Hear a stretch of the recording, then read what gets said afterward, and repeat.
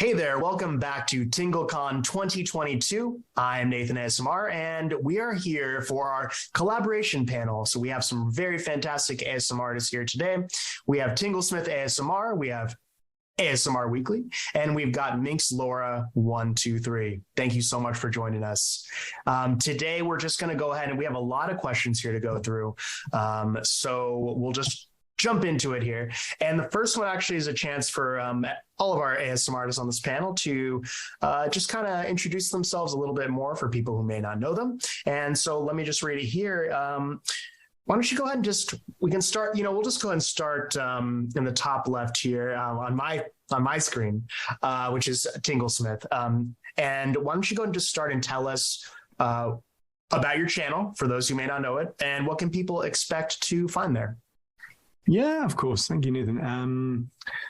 So Tinglesmith, my channel is mainly ASMR roleplays, soft-spoken, a combination between sort of real set type stuff when I can be bothered, and also green screen stuff, futuristic, steampunk. There's a lot of different types there. So what you can expect is a load of random stuff, I guess. But I think that pretty much covers it. Awesome. And Minx Laura, how about you? Hello. From the United Kingdom. So hi, I'm Minx Laura 123, and as I say, I'm from the UK. I've been making ASMR videos for over 8 years now, so tapping and whispering and everything else for 8 years. I do mainly lo-fi, kind of old school ASMR videos and live streams. I do role plays, I do triggers, and I like to, add a little bit of humour to my videos as well sometimes, make it a bit more fun and, not as serious. But anyway, I'm nervous. Bye. No, I think you're great. That was a great answer. And ASMR Weekly, aka Hendril, what about you? Hello there. Hello. How can I describe my channel? Well, basically, you can expect a lot of. Hey, this is a pretty tough one on here. Yeah. I mean, you can expect a lot of magical things. You can tell, like, from where I am and the things I have here, and a little bit of magic I do every now and then. Basically, I am an ambience channel, so I always feel a bit weird because ASMR is known for the role plays or the trigger videos, right? And I started like that. I always enjoyed ASMR videos and I wanted to do my own little sounds, tapping, this and that. But at some point, I started to use my green screen and place myself into Hogwarts, any other place I wanted to for a video. And the people loved the background themselves. So I started to do a lot of ambience videos. And on my channel is known for that. You can expect a lot of ambience videos, lots of Harry Potter, but also lots of other things like franchises, Lord of the Rings, anything really that I feel inspired to recreate. And now I'm trying to go back into the role plays, into the videos with myself. So you can expect that in the future now that I'm finishing building my little studio. But yeah, it's a mix basically of ambiences, soundscapes, and every now and then a bit of role play. Yeah. That's awesome. it. That's really, really cool. Okay, so fantastic. And at the end, we'll go ahead and link all your socials and put them in the description below there. So why don't we just jump into the purpose of this panel, which is basically talking about collaborations, which are super complicated. I think a lot of people you'll hear from the questions below are looking for some advice, especially other ASMR artists. Why don't we start them from the beginning? I mean, I know, Hendril, you and I have worked together. Actually, everyone on this panel I've worked with, in fact, Minx Laura and I have also, that might have been my first collaboration. But how does one go about starting a collaboration? Can you just take us through the beginning of the idea and like just a brief run through of how it works for you in general? I think that might be pretty enlightening. Paul, do you want to start there? Oh, that's a good starting question, that, isn't it? Steven Spielberg once said that when he first started as a filmmaker, it was all about pointing a camera at his friends and bossing them around. And I guess that was his first idea of a collaboration. As he got older, he found that when he started doing it properly, that you work very much with people, and you acknowledge that there is just absolutely no way you could have come up with what you came up without the people that you have in it. So it's all about the people, I guess, really, really simply. I think, how do you start with the collaboration? First thing I would say, especially if you're starting with collaboration yourself first, if I was going to give some tips, I would say make it as simple as possible. If you're trying to do something particularly complicated, it can get particularly difficult. My first ever collab was a 3-parter, and Hendrila was in it as well. There's Lancelot. It was about the Holy Grail, quest for the Holy Grail, and 3 parts, multiple parts for each actor. And it was difficult. So I would say definitely simplify that. And then in terms of the actual building it together, come with the roles. Start thinking about your roles. Start thinking about who the person you would cast in these roles are. When you're looking to the project that you have, that's so important, right? Casting. Who would do the best job of this? Who do you think would work best in the role? And how much they would potentially enjoy that role as well. So I think that's a key one. And the third thing is probably when you work with people as well, you have to treat them with a huge amount of respect. These people are taking time out of an incredibly busy schedule to do you a favor and to work on something together, right? So you want to make sure that you make things as clear and as easy as possible for these people, and that it's something that they can work on and enjoy and have fun with. I think that last point is the most important. Have fun. Otherwise, what's the point, I guess? I think I waffled on too long there. I had one or two thoughts. That was great. That was great. Minx, Laura, what about you? When you're going about starting an ASMR collaboration, can you tell us some of the steps that you sort of I've done so many collabs. I can't even remember how many. Yeah, you really have. Over the years, it's over. Well, it's got to be over 50, probably over 100. Wow. For me, wow. Yeah. I mean, sometimes I do collabs where, there is like character based, like it's a certain role play that we all do the same role play, and then that kind of works. But other times it's just like a certain trigger, like let's all, brush a microphone, or let's all do. So it's quite easy. But for me, how I get about it, starting it is I go on social media and I'm just kind of like reaching out. Hi, everyone. And I like to, be so inclusive. I don't care if you've got 1 subscriber, 100,000, like it doesn't matter to me. I've had people of all different subscriber count in my collabs, and it's great, especially for the smaller channels, because they get more sort of out there and people notice them, which is lovely. But yeah, I normally go on social media and I'm like, hey, I've got this collab if anyone's interested. And just kind of, as you said, the main thing about collabs I've found after doing so many is have fun and enjoy it. Try not to get too stressed. I'm not very good tech-wise, but luckily my fiance is, so he normally has to step in and help me with all my, I can't get this to work. So, just, have fun and, just reach out to people who you think you'd want to work with, and also who your viewers would want to watch as well. Hope that was okay. Yeah, that's great. What about you, Hendril? What do you do when you're starting up your collaborations? Well, I mean, Paul just said something really important, which is try to keep it simple, which is something I have a lot of difficulty to do. And it's the reason why I give up a lot of the time of some of my collaboration ideas. But, the thing is, you don't want to put all the work on your own hands, you don't want to think every little detail for yourself. You need to think of something, maybe a simple storyline, or just a premise of like triggers, things that you want to mix together. And then you kind of give little hints to people, like, oh, you're going to be maybe a shop owner, and you're going to have some magical items in there, and you are going to and you kind of split these little things and just leave it open for people to have the chance to bring their own idea to it. One thing I don't like to do is like write dialogue or anything like that. especially because I have difficulties to like memorize it. Paul, for example, on that first collaboration with the medieval theme. Yeah, Lancelot. What's it called again? The Quest for the Holy Grail, Lancelot. Yeah, the Quest for the Holy Grail. Basically, I had to memorize some stuff there. And I remember I was like 1 or 2 days memorizing it.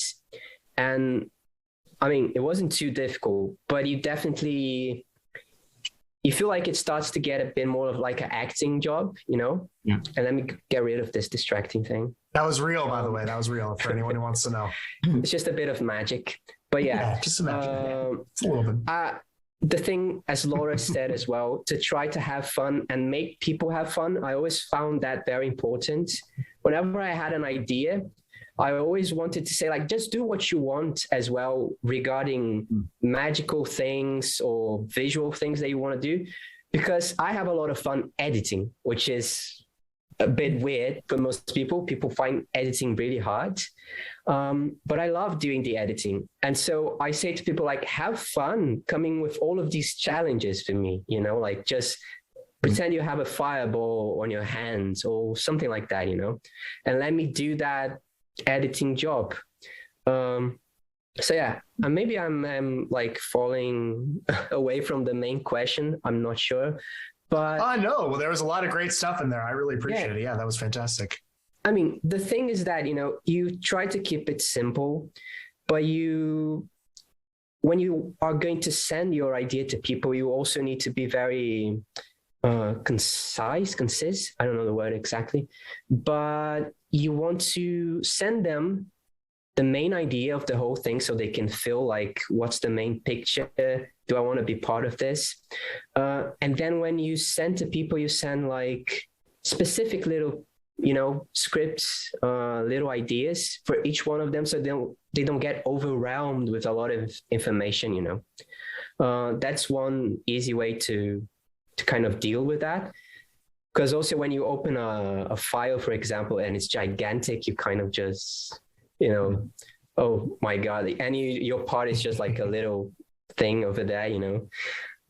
But yeah, it's kind of like that. Keep it simple. Try to give people room to create and bring their own ideas to their parts.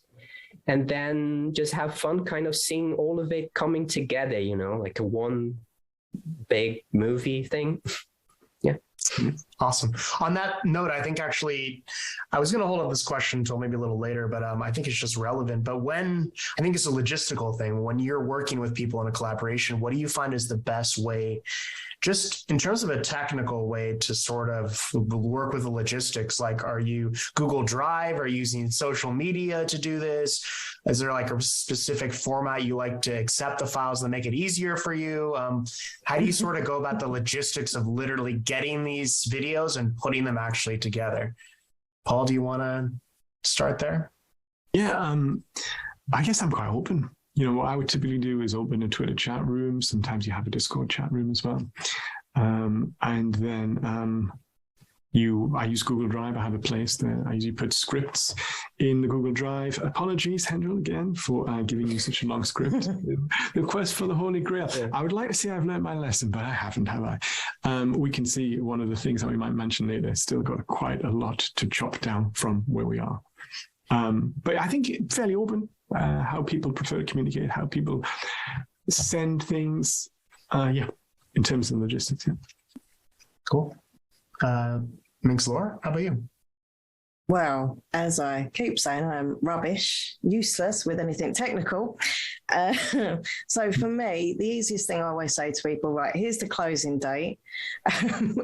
When I need your parts in, send your files over via WeTransfer.com. Here's my email, send it, I download it, I keep it in a folder. I normally lose that folder, I will lose a file. There's always something going on, but then eventually I'll find them and I'll put them all together. Simple, very kind of, you know, very basic as I am, but it works. They all get in eventually.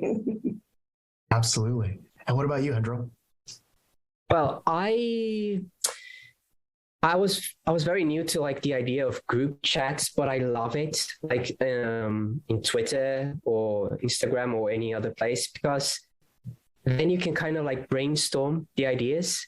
And I wasn't very used to that. I was just like think all of it myself, maybe.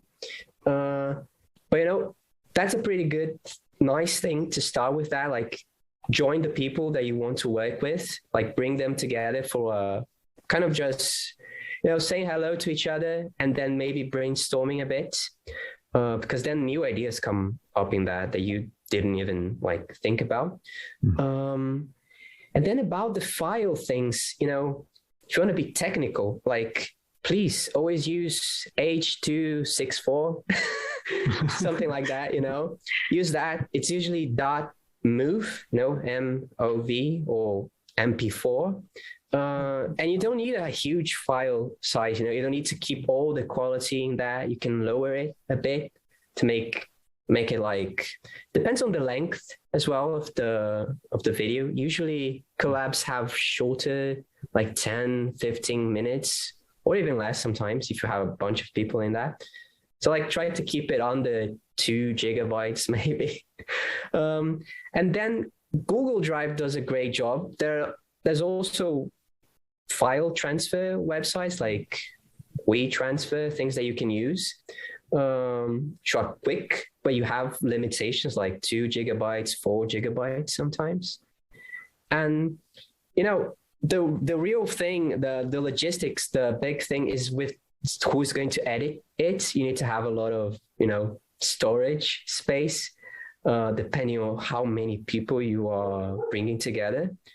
But all in all, it's not so difficult, you know, like sometimes I got like gigantic files from a few people, like that was almost 10 gigabytes, but it's also not a problem for me. But, you know, it was not a problem for me because I have a very big hard drive. But you want to be careful with that, you know, you need to have online storage and you need to have your own storage when you're going to download all of that. And when you're going to upload it as well, because if you do like 1 hour videos or more, that can take a while to upload. So you want to program yourself as well. So you have your schedule right. If you set up a Premiere, you know, and you have a deadline, that kind of stuff, you better, you know, always give yourself a lot of time for that. Yeah. Absolutely. All right. So let's move on to the next. So I think we have time for 2 more questions from me, and then I'm going to jump into the audience questions here. So I'm going to ask one that I think is actually just a really important question that probably every ASM artist really faces. And then I'm going to end with a kind of a fun one. What about a collaboration with an ASM artist who's bigger than you? I mean, I think all of us have kind of had that moment where you're kind of nervous and you're like, should I ask like that guy with 20,000 or whatever, however many subs it is, you know, how do you go about that? How does a new ASM artist or a smaller ASM artist get through that barrier in your own experience? Paul, you want to start us off? Yeah. I don't think you should even think about big or small, right? I think you should focus on, I was going to say it a million times, I'm sure that isn't this interview, but the casting. Right, you've got your roles, you've got your idea. Who would work really well in that role? There's 2 elements to actually. There's casting, and then also it really helps if you work with people before, because you tend to gel more. You've got that familiarity. It works really nice that way. So there's 2 elements, but top of the mind is that casting, even with people you work with, because you want the person to be right for that role, but also to enjoy that role, something that they can actually cast themselves within, and that's your first focus. So if you really do think like some megastar is the perfect person for this role, reach out. What's the worst that can happen? They say no, or they don't say anything. People are a lot more approachable than you think. I've always found anyway, and very kind. Makes Laura, how about you? So this is quite ironic actually, because as the Alanis Morissette song, I won't sing to you, but I've actually found in the past when, you know, trying to ask people to collab with me, I mean, the biggest artist for me that I've ever collabed with is ASMR Darling, he's a sweetheart. and a big channel. So I was like, oh my God. But I've actually had more rejections from collabs from small channels than I have the big ones.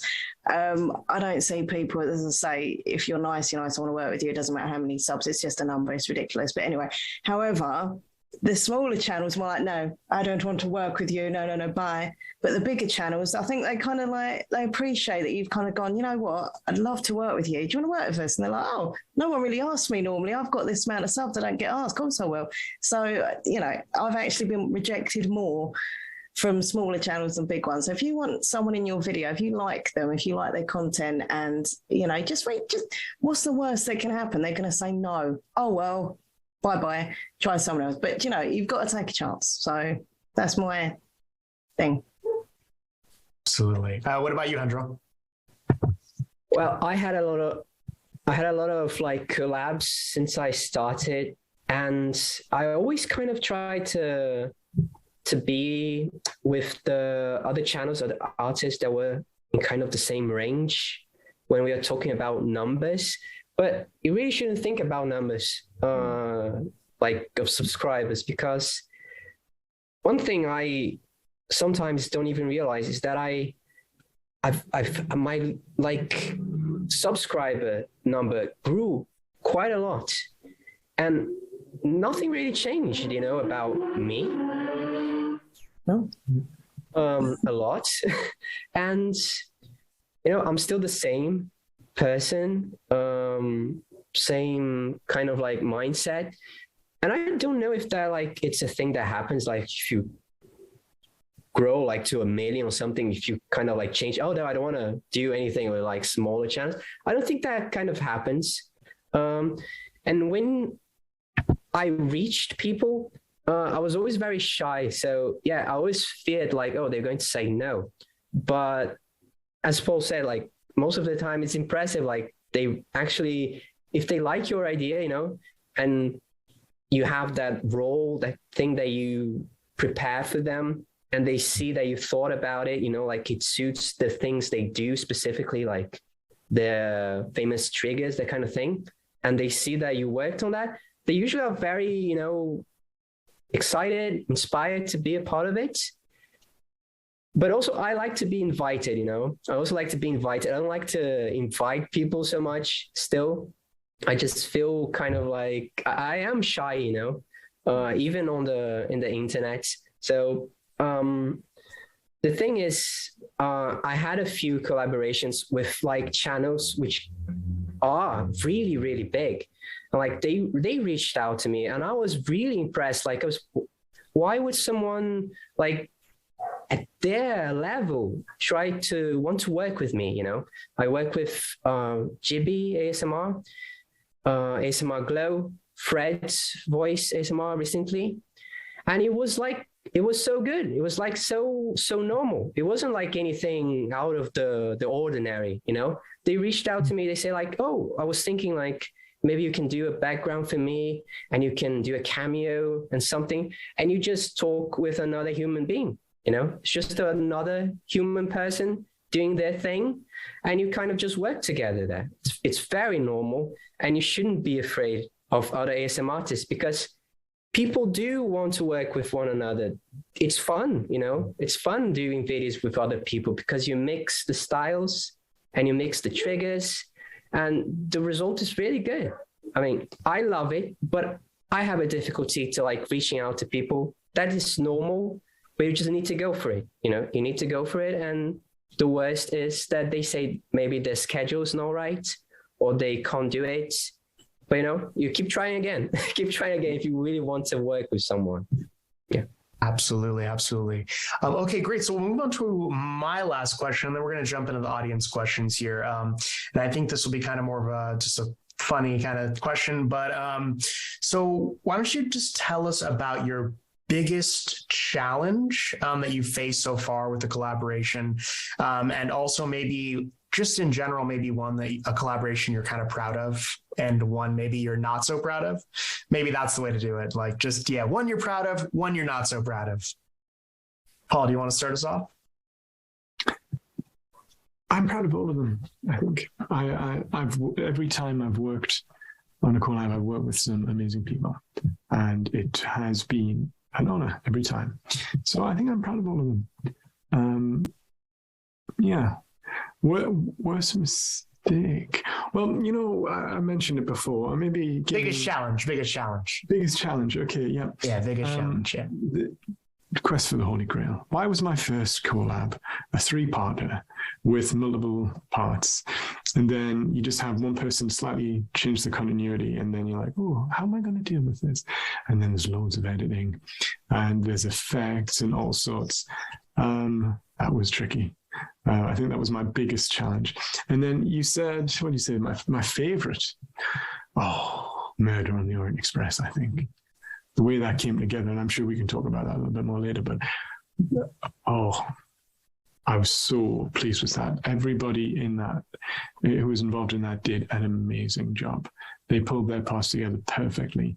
Everybody was buzzing about it. Everybody enjoyed it. It was very sociable. The maestro here, Hendril, did a gobsmacking job of it. You know, there's an... Oh, but yeah, I really enjoyed that. He's just making miracles happen, Hendril, there, and I'm in the background nagging and going, oh, can you add a reflection of this? And he's like, he does it and then more. I was lucky enough to see the intro before everybody else. And that bit, Hendril, where you like almost bump into the viewer, and I was just like, I was breathtaking. That was absolutely breathtaking. So, and everybody really nailed their parts. So that one. And what about you, Minx Laura? What's your favorite one that you've done, and just one of your biggest challenges you faced so far? One that you were in. The mega collab. That was a good one. That was a lot. That was a lot of people. That was a lot of people. No, I've got to be honest. I know it sounds really cliche, but I am proud. Once again, I am proud of all my collabs I've done with all the people. Whether it's a group one, whether it's a 2 people collab, 3 people, whatever. Because they're all part of my, memories of ASMR. The one I'm most proud of, though, being a spooky kind of person I am, I love the Halloween themed one. I've done it a few years now, where there's a big group of people, everyone's dressing up in their spooky outfits and witches and I don't know what that was. That was supposed to be scary. Love that one the best. The challenge thing I find when I've collabed with other people and you both put the video up and you're really excited for your viewers to see and their viewers to see, and then you look at their channel and their comments, they're like, so-and-so is really good, but that Minx Laura, I didn't like her part and she's awful and shit, and you're like I find that quite like, that kind of puts me off of doing clubs for a long while, because you go to someone's channel and you just feel, I mean, all of you are so amazing and professional. Fine. No, I think a lot of it, well, some trolls, but I think a lot of it are their viewers and they're so loyal to them. And then they look at me and they're like, no, sorry, your part was amazing, but the girl you work with, I had to stop it. I had to forward it. I was like, soul destroyed. Yeah, that's a bit of a challenge, but yeah, I'm proud of it. The viewers are loyal. That's true. There is my viewers are nice. When I've collabed with people, they're always like, oh, I love both parts. Or, I don't know. It seems to me, whenever I do a collab on someone else's channel, I always read the comments being, a narcissist, jokes. And there's always negative. It's about me. It's but I love the Halloween collab is my answer. I'm going to shut up.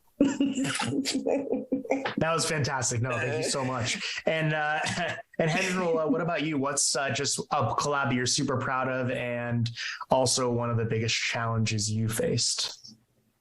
All right. Yeah. First of all, I have to say, Laura, ignore the trolls, because I've been through it. I love working with you. We've worked a few times on your Harry Potter theme. Love it. You're amazing. Yes, that was very, very nice. And you said Halloween, like, I'm very proud of a Halloween Harry Potter video collaboration. That's like 2 years old, maybe already. I don't know, but that was so fun. Like, so fun. Paul was in it, doing a ghost. But every single collaboration I've done, like every time I do anyone, that's the new favorite. So like my recent favorite is the Orient Express. It was a lot of work, but like seeing it finished, I was like, this is amazing. Like, this is beyond what I expected, like when we started. So yeah, like every time is the new favorite one. and we are kind of like already planning on the new great ones to come. I don't know if you're going to touch on that topic or if you're going to leave it like for later on. But yeah, the biggest challenge on the collaborations that I faced was sometimes deadlines. When I was invited to a collaboration and there was a deadline, and I was like, I can't film it. I can't, like, how am I doing to do this? Like, sometimes having to memorize my lines, that kind of thing. But there isn't really like a really big struggle about them that I can think of. I always had a lot of fun, really. Just really sometimes when you kind of already announce it, like it happened once, one of these big collaborations, I announced it, oh, it's going to be Saturday now. And like I was still editing it, and I was spending nights awake editing it. Like really, really, like I spent the whole night editing it. But it was like you could have just easily aired it 2 days later, but you're like, you had said Saturday, so you're sticking with it. and then the worst part of the nightmare was that I finished it. And I was like, okay, I finished it on time. And then I started to render it. And it said to me that it would take like 12 hours or something more. And then I started to calculate. And then I also I remembered I had to upload it, the video. And that would be another more 6 hours or something. So that kind of thing, like deadlines can be a bit tricky. So you wanna keep it like kind of open, you know. You don't wanna put too much pressure on that kind of thing, like time schedules. You want to leave it open for your own, you know, mental health. That's a little tip for everyone doing a collab. That's great advice. Okay, great. So let's just jump into these. We got about 25 minutes left. So we're going to jump into the audience questions. So these are pretty much all from ASMR artists. So that's kind of cool. And we'll jump into it here. So what do you think makes a collaboration? And I will say it's possible we've touched on these before, so I apologize. But what do you feel makes a collaboration a success? Asks J. Rob the Human. Everyone's enjoyed it who's been part of it. Everyone who's watching it is enjoying it. It's just relaxing, it's fun, it's tingly. And that's the main thing, that it's enjoyable for people making it and enjoying it and watching it, you know. And I think Paul already touched the one very important thing as well. And I'm going to say it before he says, because then I'm not going to have anything to say. But the casting, you know, finding the right group, finding that perfect mix between people that kind of have a similar style but are also different. Like you want to have maybe you don't worry about that. I usually worry about that on my videos, like to have a sort of continuity a bit, so that it feels like you're watching, you know, a movie or something, and it doesn't go all over the place. If you lose your focus, you might end up with something that feels a bit off, but you want to lose it a little bit so that everyone brings a little, you know, new thing to it, a kind of trigger or style. So yeah, like choosing your group, maybe choosing the right people for the right characters, or doing the other way around, like choosing your people and then thinking about the characters that will work for them. Like getting that right, as Paul said, and I'm copying him, is very, very important if you have a story-wise collab, you know. If it's something more free, like triggers, that kind of thing, you don't have to worry about that. But yeah, that's my saying. Great. And Paul, what about you? I know he I'm supposed to this question now. I think my colleagues there have already answered it really well. Okay, cool. Yeah. Getting to the end of it, I would say that's pretty important. That's not as easy as it sounds. I know a lot of collabs don't get the end. So yeah, just to cap that off. That is true. So okay, let's move on to the next one then. This is from Jess K Creative. who also does a lot of fantastic collaborations herself. What is a collaboration you love to do, but you aren't sure it's feasible? Yeah, I think Jess. Paul, you want to start us off since you... Yeah, Jess is doing her Black Adder collab as well for TingleCon, so that's interesting. Getting pitch question. Well, see, I'm pretty lucky because I get to work with Endril, the maestro. So I can't think of anything that isn't feasible when you work with him. Can you think of anything, maestro, that you couldn't do? Because I can't. I mean, I'm thinking about it right now because I know that we've been talking about it, and it's going to be a challenge, not from that I can't do it. Like I can, we can do it, can figure it out. But we chose a theme. I'm going to give a hint here. Let's see if this works. I'm going to try my magic. There's no sound effects, unfortunately, but let's do this. Basically, we are trying to do a little collaboration, on a galaxy kind of far, far away. And, that's right. Yeah. As you know, the one we wrote a long, long time ago, and we were just saying, like, I'm putting my head to work on a Star Wars kind of collab for 2 years maybe, and I always give up on it because Star Wars can be loud. It relies on that, kind of like fantastical explosion, spaceships, lightsabers, that kind of thing. But there is a lot of room there for like really nice ASMR situations. Like you can have a Jedi training, like meditating. You can have like someone dealing with robot fixing, that kind of thing. So that's a really hard collab that I'm trying to figure out, and I'm having the help of Paul, because you just need to think, like, how do I do this in a quiet way, ASMR like, and how do I, come up with a storyline, that's like he said, like, and I just try to remember myself, like, keep it simple.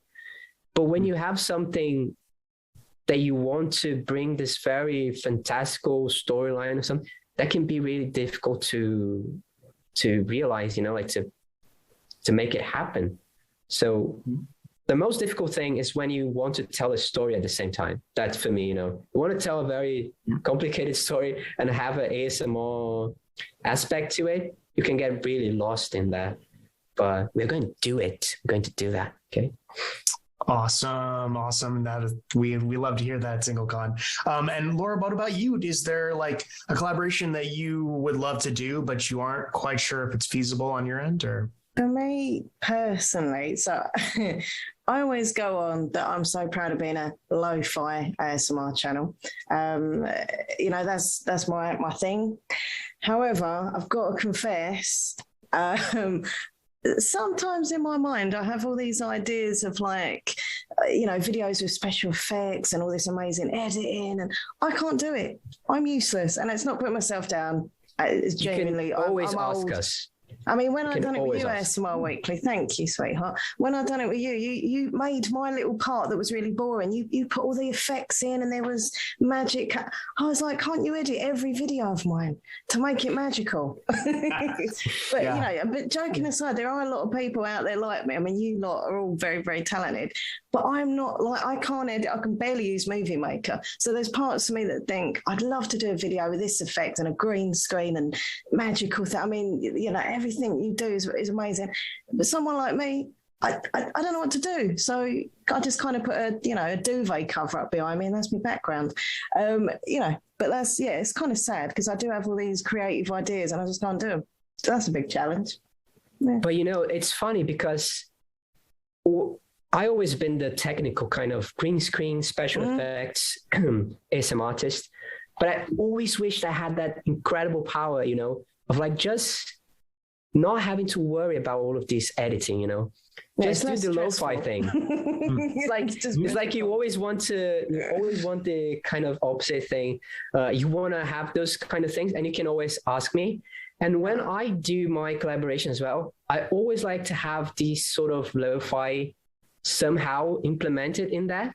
I try to make it look like maybe different with special effects, that kind of thing. But I love when I'm editing and I see that kind of thing, and I try to copy it sometimes, but I'm not so good at it.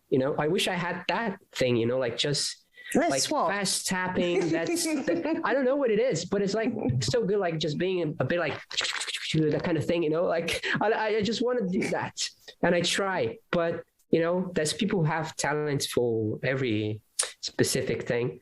I'm not sure. Well, it's also about taste too, because it's like music in the sense that, there's lo-fi music, which is really popular, like lo-fi guitar and stuff. Like that for a really long time, that was like for maybe a decade that was in. So I think it's just a stylistic thing. But as you say, Hendril, earlier in this, and then I'll move on to the next question, but inherently the issue being that the more complicated you make it, the less ASMR it becomes. There is something inherently simplistic about ASMR that kind of goes back to like a basic, I think there's that biological thing with grooming with primates. It is a simple kind of intimate thing in a way. So again, it is kind of, when you go in one direction too far, you kind of lose sight of the others. It is like that yin and yang thing. So it is kind of like finding both is very difficult. Then finding the line is almost impossible. It's a stylistic thing in a lot of ways, I think. But let me just jump into this next question, because I think this is another really good one here. And we have about 4 questions left and we have about 20 minutes. So I think we should be able just to pull it off here. So this is from Amy K ASMR, and she says, why is forming a collab the hardest thing ever? And how is it you continue to make miracles, AKA finished products? Paul, you want to start us off? Yeah. What makes it hard? I think what makes it hard is not being together in the same place, right? Having to rely on green screens, having to rely on a chain of events can be quite tricky, right? If you're missing a certain link, then it can throw a little bit of a spanner in the works, or open like that. But I guess what makes us continue to do it, what's easy, is because we get to work with some of the most talented and amazing roleplay artists in the world. I'm not going to name any names, but Amy K. And I would say that in itself is just so fun. As an honor, that pushes you forward. And you're working with people who are so professional, who know what they're doing, who give you great quality to work with. And I think that makes it a lot easier. So that definitely is the first thing in terms of how you continue and make it. And the second thing, maybe the most important thing, is called Hendril, the maestro. I consider myself okay at writing, and Hendril's very good at writing as well. And I consider myself okay at editing, but Hendril is amazing at editing. Like, I just think he puts out some of the most top-notch stuff, right? And you can just see, just a lot of it's breathtaking. You see the effects, you see all the things that have come together. So I think having complementary skills, if you're working with people and teams and with complementary skills, that really helps you push it through to the next level and to the end. So yeah, I think that is working with talented people is what allows us to continue to make their miracles happen, and the motivation behind it of actually working with really talented and nice people. Laura, what about you? What do you think? Why is forming a collaboration so hard, and how is it that you keep doing it? For some, especially because you've been doing it for so long. I mean, we're all new compared to you. I'm old. They called me a goat the other day, and I thought it's because I look like a goat. Greatest of all time. Something else. Yeah, I thought they meant I look like a goat. I was like, all right, cheers. Give Legend. I was like, all right, bad day for well, as I say, I love doing collabs. I love working with so many different types of people. So, you can even be doing the same thing, like brushing a mic, but everyone brings something different. They all sound different. They all have a different vibe. They'll have a different energy, a different voice, or something. So I love just working with so many different people and letting my viewers see. It's not just about me for a change. It's about my viewers getting introduced to so many different channels that they might not have found otherwise. I love that part of it, and that's, to me, that is magic. When especially the smaller channels might not get out there as much, sadly. And then, do you know what I mean? Bigger channels share the video that you've done, and then, oh look, I found this channel, and we all kind of it's nice to kind of help each other negatives, I don't know. I've had a few stressful things where someone will want to take over and be like, no, you're going to do this. No, you're going to do that. No, let's do it together. It's a level playing field. We don't want to be bossing. But yeah, in general, I love working with people. It's fun. It's good. And what about you, Andrew? It's exactly. First of all, did you say that you look like a goat? Is that right? That's You're my like twin. Really absurd. That's absurd. We're twins. We've got two goats in here, the two greatest of all time. The goat. That one's better. Okay. Sorry, I've got a dirty laugh. Sorry. So what's the question again? So the question is, why is forming a collaboration the hardest thing ever, and how is it you continue to make miracles? From Amy K. ASMR. Okay, forming it. Well, it depends from who's wanting like to start the idea thing. For me, the hard thing is always like to make sure I kind of build something, maybe a document that, you know, puts my idea in a clear way, because I'm always worried that people are going to look at that and they like, no, I'm not going to join this. This is like too messy. It's not going to work out. So I worry about that. Like, I want to make it attractive to the person. Sometimes I even try to do a little video invitation. But you know, the difficulty is like to be able to, it's kind of like having the right timing, you know. Sometimes people even want to be on it, but they are doing other things, or they can't do it right now. They're on a vacation or something. So it's like, you need a bit of luck. You need a fair amount of planning it. And you need to reach people at a moment where they are like feeling it, you know, because sometimes I even found myself being invited to something and I wasn't feeling it, you know, like I wasn't doing my own videos. Maybe I was feeling down and I didn't want to give that vibe on a role play or something. So it kind of depends, you know, like sometimes you can even pull people out of that, you know, mood with an kind of invitation to a collab, and they just feel like, oh, you want me to be on it? Okay, I feel better already. I want to do this, you know. So the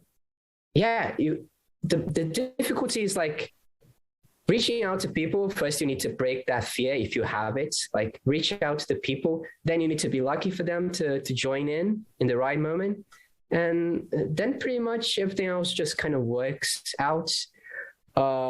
Unless someone like keeps delaying it or maybe jumps out, as sometimes it might happen, and then you kind of despair over if you have a storyline, like the continuity just breaking.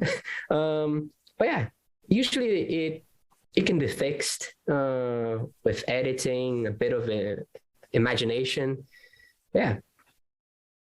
Awesome. I think that summarizes it pretty well. Okay, so I think we have time for just two last questions here. And then I believe we're out of time.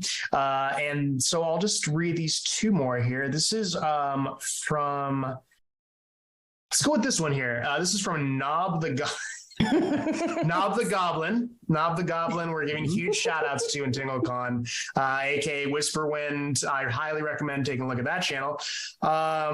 Knob the Goblin asks, do you prefer more open-ended collabs or more specific story scripted projects? So yeah, do you more open-ended or more scripted? Paul, you want to start? I know what Paul might say that. Open-ended are quite tricky to make work, I think, and scripted, actually, come to think of it, scripted are a lot more tricky. They're both quite tricky to do. I think if you have a central theme, like an overarching theme, you can do a little bit of both sometimes. Because Whisperwind, she did a All Hallows Eve collab, didn't she? And she had this central theme to it, and but it was still open-ended, and people came together with their own creativity, which was brilliant. So that's the benefit. I really go cool love that. That's the benefit of having that more open-ended. And then the scripted, you do have a journey, but you should, even with scripted, you should keep it fairly open-ended. You shouldn't be giving people scripts. You should be giving them maps. You should be, this is where we're going to go. This is the direction in which we're going to go.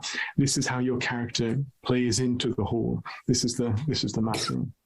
So I think I do like them both, but typically I make it incredibly difficult for myself and go for the scripted ones with the maps that go all the way to the end. And then I've just got this chain of incredibly talented dominoes that it's just like, it makes it so tricky and hard, even for the people who are contributing to it a little bit.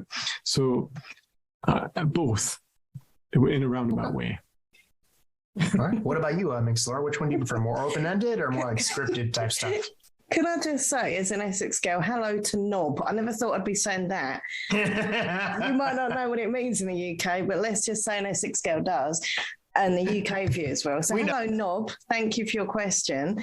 No, she's lovely. Okay, so I don't do scripts at all. I literally, when I've done collabs with storylines and stuff, I say, look, here's the storyline, here's the character. Do what you want, do what you wish, as long as it kind of goes with a kind of, rough idea. And I'm not saying scripts don't work for other people and they're probably more professional, but once again, I'm not professional. That's how I roll. But yeah, so I don't do script. I've tried to do collabs with people and they've given me scripts. They've emailed me and said, right, I want you to do this script. And I'm like, I can't do it. I just go blank. I can't remember anything. And I just go at the end, I'm really sorry. I can't do this collab. Whereas if they would have given me free will to just kind of be in character, I'd have been all right. So yeah, for me personally, hello Knob, but no scripts for me. So I don't think that's going to get muted. No, I think we leave it. I think it's good. It's US. We're good. It's their name. It's their name. Yeah, that's it. I mean, that is the name. That's it. Yeah, it's the proper name. We can't change it. What about you, Hendril? What do you feel? Do you prefer more open-ended or more scripted? Oh, I think it needs to be a mix of both. Really, because I love the storyline kind of thing. I love when it kind of flows from one scene to the other and you kind of, it feels like a little movie. Because I always had a fascination about doing movies. That's why I started to do like visual effects. But I have the difficulty, as I said, like to memorize lines, that kind of thing. And it's not even that, but like, you don't want to kind of limit the idea because people come up with things that are very nice usually. So the trick for me, like in some times I did like this Shops of Diagonally collab. And all I wanted to do really was have everyone in Diagonally, having their own shop, magical shop. And I just said that, like, what do you want to do? Like, what do you want your shop to be like? Potions, maybe, magical items, wands, that kind of thing. And that was a very simple one. But for now, for example, if I wanted to, let's use the Star Wars example. Let's say I want to send the idea to people like, I am writing right now, and excuse me if you can't see my face, I'm Stormtrooper. But like I'm writing the Star Wars one, and I'm trying to limit myself as much as possible, like writing a character description, writing a place, a scene where they're going to be, and maybe suggest, by what I know that they do well on their channels, like triggers, if they do fast tapping or if they do whispering, kind of like suggest, okay, you can do this, like if you like to use sometimes the microphones with the ears, what's it called? 3D or something? 3D. Like I can like suggest, you can like pretend those are, the ears of an alien or something. I don't know, but kind of like, just give little suggestions, but leave it open because then people kind of just come up with their own lines, their own little story things, like I usually don't script my own videos. I just kind of go with it, like I want what I want to be and kind of what I want to say. And then the rest is kind of spontaneous, So yeah, I prefer to leave it open, but have a premise, have a kind of storyline and place people at different places so they keep moving, changing. That keeps it interesting, I think. Yeah. Cool. All right, so let's move on to our last question here, and this is going to be from Brian Worldbry ASMR, who also makes some amazing music, especially for some collabs that Paul and I have both been in, especially. And Brian's asking, is it more fun and or satisfying to host a collaboration or to participate in another channel's collaboration? And that will be our last question. Paul, you want to start us off? Yeah. I think, to me, I really enjoy the social element, and to be able to work with just people who I've looked up to for such a long time. It's very unusual. It's still, for me, very unusual to be able to do that. So that social element, if it's there, it's quite similar between hosting and taking part in. Hosting is a lot more hard. Lot more hard than just being involved in it. But being involved in it it's more satisfying, I think, to host it, because you do see everything come together and things pull together. But both are fun with regards to the social element if it's done correctly, for sure. It's great fun. Laura, what about you? Do you prefer to be in the collaboration of somebody else, or do you prefer to host them yourself? I love both, and I know it's a boring answer, but I do really like both. And as you say, but as a host, as you just said, it's kind of like you see it being from nothing, just an idea in your mind of this idea of a collab to it. You know, all the videos coming in, editing it together, then the videos made, then the premiere, then the viewers are reacting to it. So yeah, as a host of the collab, I always feel like a proud mum. You know, it's like, oh, my baby has been created. That's a bit weird. But do you know what I mean, though? It's like you've created something and it's there and it's done, and I've got to promote it, and everyone gets it. So, yeah, I suppose being the diva that I am, I do like to host it. But I love being in other... And I love getting asked. No one really asked me to do them anymore. I used to get asked all the time. Now, no one. No, I do get asked a bit. But, you know, either way, I'm happy. And Hendra, what about you? I prefer hosting. Nice. I prefer hosting, because, as Laura said, the feeling when you're doing the premiere, for example, you know, you're doing the premiere, see everyone there together, and you feel very proud. You feel very nervous as well, like everyone looking at the final result, you know. But it's usually so. How do you say, it's really a feeling of accomplishment, you know, wow, it's like everyone brought together, it worked very nice. And I like the challenge a bit, and I like editing. As I said, I like editing, which is crazy, but I like to you can do it on mine if you like it that much. Yeah. No, every video I just send them over. Yeah, I like to do because I started very young. I started as a kid, experimenting with visual effects, and I started using my a broomstick and just moving it around and then replace it with a lightsaber or something. So I've always been fascinated to see how the thing kind of changes, you know, how is it possible, you know, to do that? I film it in front of a green screen or something, and then suddenly it starts to have a background and a different feeling to it. You add sounds and all of that thing, and it's even more fun when you see all of the people's parts, you know, that they send you. And this is a very interesting part of it. You feel ASMR when you're editing, you know, because you are watching everyone's, you know, parts, and they doing their thing, and you need to be careful not to fall asleep while you're editing, because it's really good. It's really good. And then you finish the whole thing and you put it out there and you bring everyone together to watch it. It feels like you are, you know, you were like a movie premiere with a bunch of, you know, people, actresses, actors. And it really is kind of what it is in a way. And it feels very good, you know, to kind of come up with it, work on it, and then put it out there for people to watch. It's really, really nice. Fantastic. All right. Well, listen, I wanted to say one more time, thank you so much for joining us here for this collaboration panel at TingleCon 2022. Just to reiterate, you can find all three of our amazing panelists on YouTube, Tinglesmith on YouTube, Minx Lore 123 also on YouTube, or ASMR Weekly. We'll be putting links below. Thank you so much. Yes. Yes. And, you know, if you need a little magic, you know who to reach out to, looks like there. And no, but thank you so much. You've been an amazing host. Can I just say? Hey, thank you so much. Thank you so much. Come on, people. I'm going to take it. I'm taking the kudos. Brilliant. I'm taking that. Take it. Enjoy it. But it's been a pleasure. And thank you so much. I really appreciate it.